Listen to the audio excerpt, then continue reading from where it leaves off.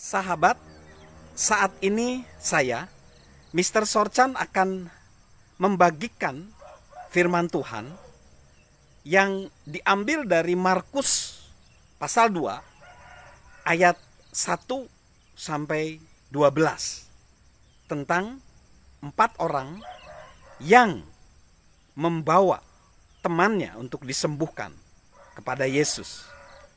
Di segmen sebelumnya, mereka membuka atap untuk kesembuhan daripada teman-temannya.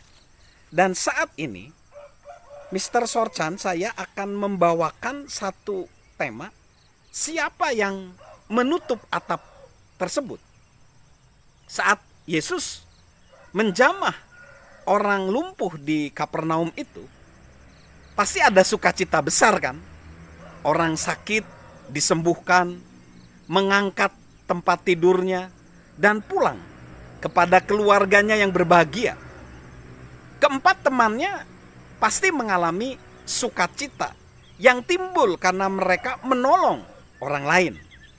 Orang banyak yang berkumpul untuk melihat Yesus tentu saja enggak kecewa. Tetapi suatu pertanyaan muncul di dalam pikiran saya.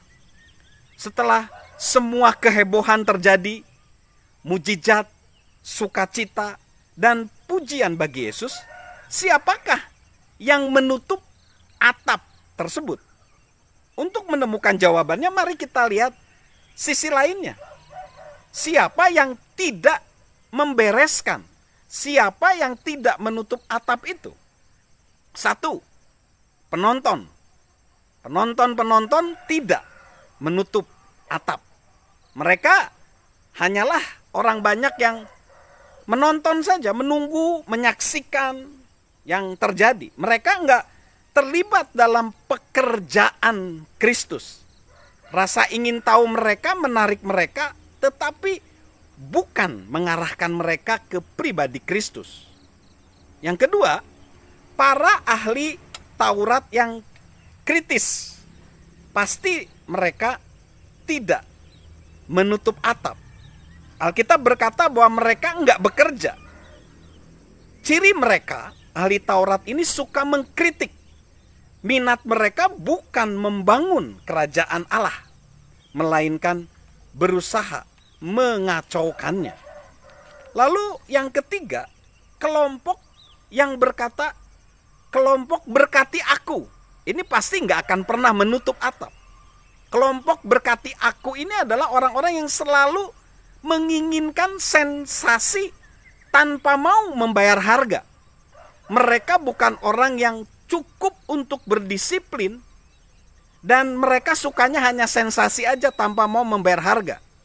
Mereka ingin mengikuti Yesus hanya supaya mereka dapat menyaksikan mujizat-mujizat lainnya.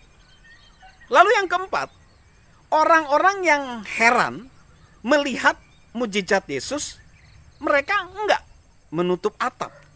Rasa heran mereka mungkin tersebar di jalan-jalan di kota-kota, di mana dengan heboh mereka memberitahukan teman-teman mereka tentang hal-hal besar yang telah Yesus lakukan. Rasa heran dan keinginan mereka untuk menceritakan tidak dapat memenuhi tugas untuk menutup atap tersebut. Yang kelima, rata-rata orang yang hadir tidak menolong untuk menutup atap. Orang banyak yang datang untuk mendengar Yesus bahkan tidak mau memberikan jalan kepada orang lumpuh dan teman-temannya untuk memasuki rumah. Jika mereka begitu tidak peduli sehingga tidak mau membiarkan orang lain memasuki rumah itu, tentunya mereka enggak punya belas kasihan, dan itu menghalangi mereka menutup atap itu. Ketidakrelaan untuk memberikan jalan kepada orang yang membutuhkan bantuanlah yang sebelumnya memaksa orang-orang itu akhirnya lewat atap.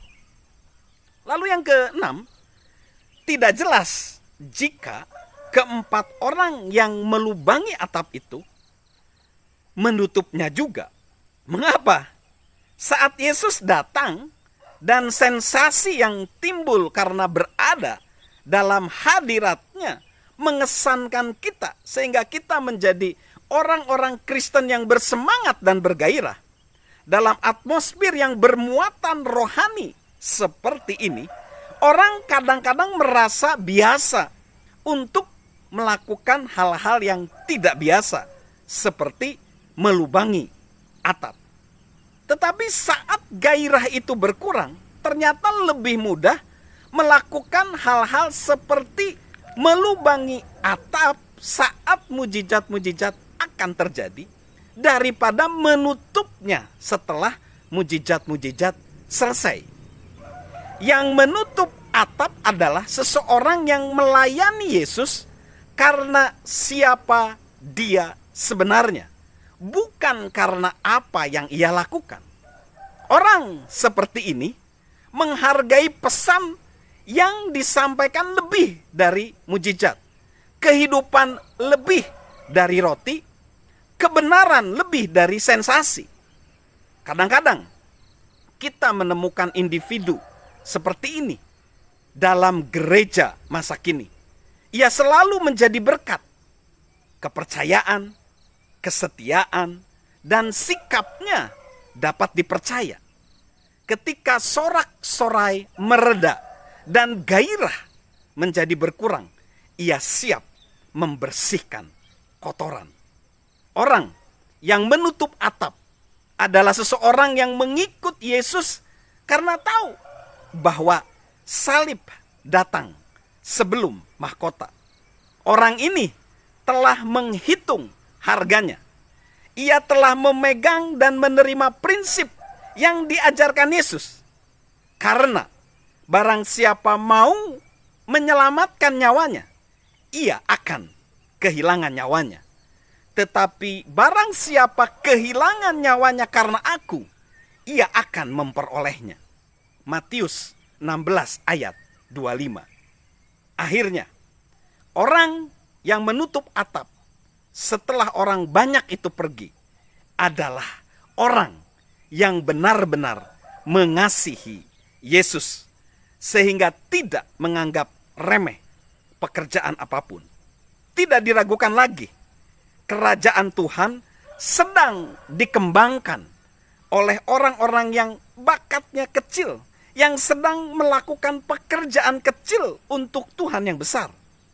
Memang menarik bahwa Tuhan membutuhkan setiap penutup atap yang bakal Tuhan temukan. Orang yang cukup disiplin untuk melakukan hal yang tidak menggairahkan dan tidak menarik ini, pasti akan menemukan bahwa penutup atap ternyata mendatangkan berkat dalam pekerjaan Tuhan. Amin. Tuhan memberkati Anda semua agar Anda mau melakukan hal yang mungkin dianggap remeh atau kecil dan tidak terpikirkan oleh orang lain bagi kemuliaan Tuhan. Tuhan memberkati kita semua.